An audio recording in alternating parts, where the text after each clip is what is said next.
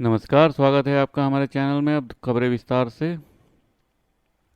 Mobile पर social media को scroll करते वक्त चेहरा बार बार स्क्रीन पर आता है।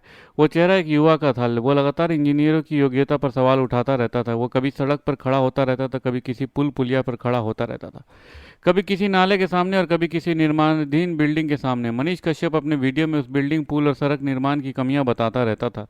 वो लोगों को अपने वीडियो के जरिए आगाह करता था कि वो सिस्टम पर सवाल उठाता रहा। कुछ यही विचार है मनीष कश्यप के सोशल मीडिया पर फॉलो करने वाले का भी। देखते ही देखते मनीष को चाहने वालों की संख्या बढ़ने लगी। वरिष्ठ पत्रकार धीरेन्द्र कहते हैं कि मनीष कश्यप की एक तरह की पत्रकारिता करते थे। आवाज़ थोड़ी ऊंची होती थी, कहने का तरीका अलग होता था। वो पत्रकारिता ही थी। मनीष कश्यप आवाज़ उठाता था, वो कमियां गिनाता था। पत्रकार का तो यही काम है। वरिष्ठ पत्रकार सुनील पांडे कहते हैं कि देखिए, आजकल ग्लोबलाइजेशन का ज़माना है। सूचना तकनीक का जब से प्रसार हुआ है, लोगों के हाथ में हाई स्पीड इंटरनेट, मोबाइल आ गई है। कभी वो कहीं से कुछ भी कह सकते हैं, बोल सकते हैं। जिसके हाथ में मोबाइल है वो पत्रकार है। अब तो टीवी चैनल पर बाकायदा वायरल हुए वीडियो के लिए अलग सेगमेंट चलाया जाता है। कांग्रेस पार्टी के सामाजिक न्याय सम्मेलन कार्यक्रम में राहुल गांधी ने कहा है कि कांग्रेस का मैनिफेस्टो देखकर पीएम घबरा गए हैं। ये क्रांतिकारी घोषणा पत्र है। हमने जनगणना कराने का वादा किया है। भाजपा दलित ओबीसी की हिस्ट्री को मिटाना चाहती है। आपकी हिस्ट्री को जड़ से एक बार फिर लगाना होगा। जाति जनगणना की कोई शक्ति नहीं रोक सकती।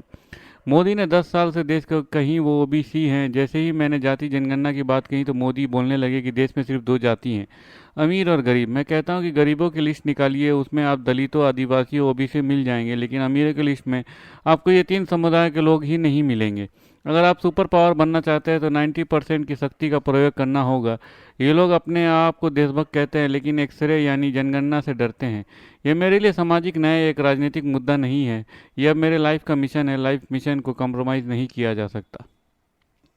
आम आदमी पार्टी ने गुरुवार को लोकसभा चुनाव के लिए अपने कैंपेन सॉन्ग लॉन्च कर दिया है। पार्टी ने लोकसभा कैंपेन सॉन्ग को दिल्ली के मुख्यमंत्री अरविंद केजरीवाल की गिरफ्तारी और उनके जेल जाने से जोड़ा है। कैंपेन सॉन्ग के शुरुआती बोल, जेल के जवाब में हम वोट देंगे।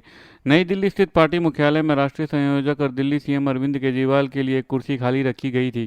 कैंपेन सॉन्ग की लॉन्चिंग के मौके पर आम आदमी पार्टी के बड़े नेता मौजूद रहे। आगामी लोकसभा चुनाव और शाहजहांपुर के ददरौल विधानसभा सीट पर होने वाले उपचुनाव को लेकर बहुजन समाजवादी पार्टी ने अपने कैंडिडेट्स की नई लिस्ट जारी कर दी है।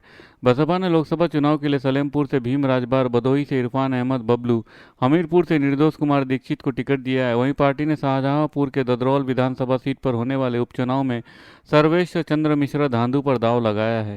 शाहजहांपुर से लोकसभा और दरदौल विधानसभा का उपचुनाव 13 मई को होगा। इस सीट पर समाजवादी पार्टी ने अवधेश वर्मा को मैदान में उतारा है।